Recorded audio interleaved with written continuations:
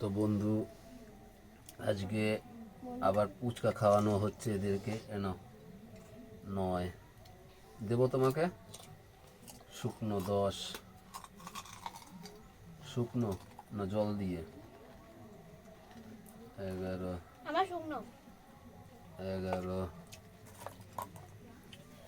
না না না না না খাবো না। ভাত খেতে হবে কিন্তু। ওই জন্য তো বল জল খাবো না।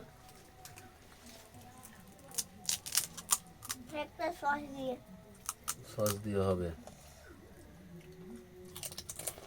একটা সস দিয়ে এটা একটা নিয়ম, এটা সস দিয়ে দিতেই হবে। দেবো তো, জল দিয়ে খেতে হবে তো। তোমরা অনেক হ্যালো বন্ধুরা, আজকে আমি ঘরের মধ্যে ফুচকা বানিয়ে খাওয়াচ্ছি, বলছে আর খাবো না।